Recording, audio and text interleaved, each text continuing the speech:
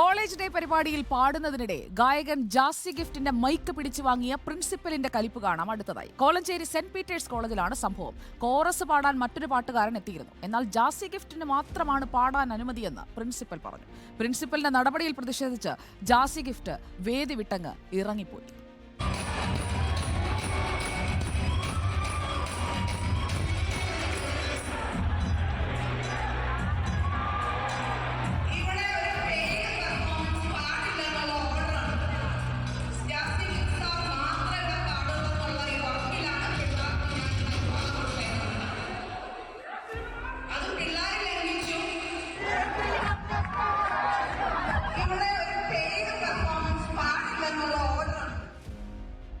പരിപാടി അവതരിപ്പിക്കുന്നതിനിടെ മൈക്ക് പിടിച്ചു വാങ്ങി പരിപാടി നിർത്താൻ ആവശ്യപ്പെട്ടതാണ് നമ്മൾ കണ്ടത്. ജാസി ഗിഫ്റ്റും പറയുന്നത് അതുതന്നെയാണ്. പ്രധാന അധ്യാപികയ്ക്ക് പാട്ട് ഇഷ്ടമായില്ലത്രേ.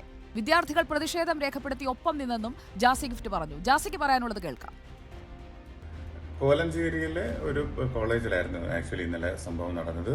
അപ്പോൾ നമ്മൾ പെർഫോം ചെയ്യുന്നതിനിടയ്ക്ക് മൈക്ക് വന്ന് പിടിച്ച് വാങ്ങിച്ച് ആ പ്രോഗ്രാം അക്ഷരാർത്ഥത്തിൽ അത് നിർത്തൽ ചെയ്യുകയായിരുന്നു. ആക്ച്വലി ഇത് പല രീതിയിലും നമ്മളോട് മെൻഷൻ ചെയ്യാം. പാടുന്നതിന് മുമ്പോ ഇല്ലെങ്കിൽ പാടുന്ന ഗ്യാപ്പുള്ള എന്തൊക്കെയാണ് അവരുടെ ആവശ്യം എന്നുള്ളത് വളരെ വ്യക്തമായിട്ട് പറയാം. അതനുസരിച്ച് മാത്രമേ നമ്മൾ സ്റ്റേജുകളിൽ പെർഫോം ചെയ്യൂ. പ്രത്യേകിച്ച് സാധാരണ ഒരു റാൻഡം പ്ലേസ് അല്ല, ഇതൊരു കോളേജാണ്.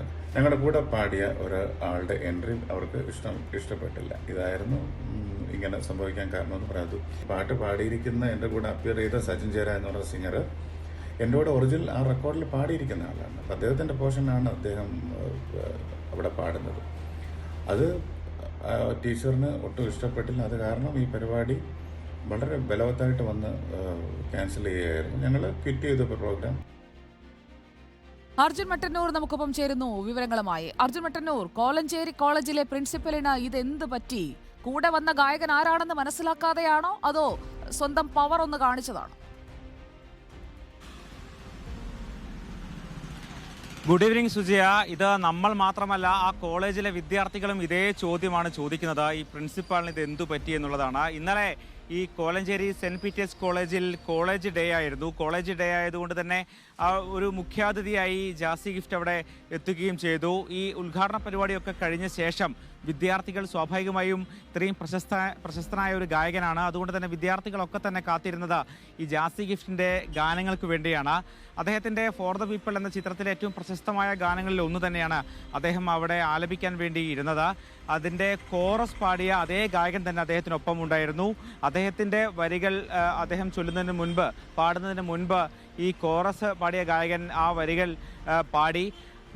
ഇത് കേട്ട ഉടൻ തന്നെ സ്റ്റേജിൻ്റെ സൈഡിൽ നിന്ന് പ്രിൻസിപ്പൽ വരികയാണ്. തുടർന്ന് ജാസി ഗിഫ്റ്റിൻ്റെ മൈക്ക് പിടിച്ചു വാങ്ങുകയാണ്. അതിനുശേഷം ചോദിക്കുകയാണ്, ഇത്തരത്തിൽ താങ്കൾക്ക് മാത്രമാണ്, ജാസി ഗിഫ്റ്റിന് മാത്രമാണ് ഇവിടെ പാടാൻ അനുമതിയുള്ളത്, പുറത്തുനിന്നുള്ള ഒരാൾക്ക് പാടാനുള്ള അനുമതിയില്ല.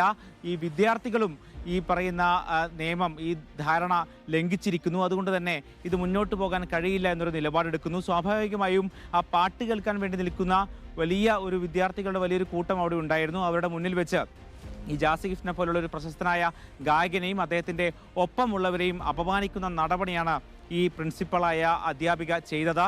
തൊട്ടു പിന്നാലെ തന്നെ സ്വാഭാവികമായും ജാസി ഗിഫ്റ്റ് അത് തൻ്റെ സംഘത്തോടൊപ്പം അവിടെ നിന്ന് ഇറങ്ങിപ്പോവുകയാണ് ചെയ്തത്. പക്ഷേ വിദ്യാർത്ഥികൾക്ക് ഇത് വലിയ തോതിലുള്ള ഒരു ദേഷ്യമുണ്ടാക്കി. വിദ്യാർത്ഥികൾ അവിടെ പ്രതിഷേധിച്ചു. ഇന്നലെ ക്യാമ്പസിൽ വൈകുന്നേരം വരെ വലിയ തോതിലുള്ള പ്രതിഷേധ പരിപാടികളും മറ്റും ഉണ്ടായിരുന്നു. ജാസി ഗിഫ്റ്റും പറയുന്നുണ്ട് അദ്ദേഹത്തോടും അവിടെയുള്ള വിദ്യാർത്ഥികൾ പേഴ്സണലി അടക്കം വിളിച്ച് ക്ഷമ ചോദിക്കുകയും മറ്റും ചെയ്തിട്ടുണ്ട് എന്ന്. എന്തായാലും ഇത് വിദ്യാർത്ഥികളുടെ ഭാഗത്തൊരു തെറ്റുമുണ്ടായിട്ടില്ല. അദ്ദേഹം കൃത്യമായി തന്നെ അവിടെ ഒരു ഗാനം ആലപിക്കാൻ ശ്രമിക്കുമ്പോഴാണ് പ്രിൻസിപ്പൽ ഇത്തരത്തിൽ ഒരു അപസ്വരം എന്ന് തന്നെ പറയാം, അത്തരത്തിലുള്ള ഒരു ഇടപെടൽ പ്രിൻസിപ്പലിന്റെ ഭാഗത്ത് ഉണ്ടായിരിക്കുന്നത്. അത് വലിയ നാണക്കേടാണ് ഉണ്ടാക്കിയിരിക്കുന്നത്. സുജിയ. ഓക്കെ അർജുൻ മട്ടന്നൂർ, ഇക്കാര്യത്തിൽ എന്താണ് അവർക്ക് ഇനി പറയാനുള്ളത് എന്നുകൂടി അറിയണം. വളരെ പ്രധാനപ്പെട്ട ഒരു വിഷയമാണ് ഇപ്പോൾ അർജുൻ ചൂണ്ടിക്കാട്ടിയത്. ഒരു കലാകാരൻ വന്ന് പെർഫോം ചെയ്യുമ്പോൾ ആ കലാകാരനൊപ്പം പെർഫോം ചെയ്യാൻ വരുന്ന ആളെ അറിയില്ലെങ്കിൽ അത് മനസ്സിലാക്കിയെടുക്കാൻ ശ്രമിക്കുക. അല്ലാതെ താങ്കൾക്ക് മാത്രമാണ് അനുമതി നൽകിയതെന്നൊക്കെ പറയുന്നത് ശരിയാണോ എന്ന് പറയുന്നതിന് മുൻപൊന്ന് ചിന്തിച്ചാൽ ഇത്തരം പ്രശ്നങ്ങളൊക്കെ ഒഴിവാക്കാം. കലാകാരന്മാർക്ക് അവരർഹിക്കുന്ന പരിഗണനയും ബഹുമാനവും കൊടുക്കണം, അതാരായാലും.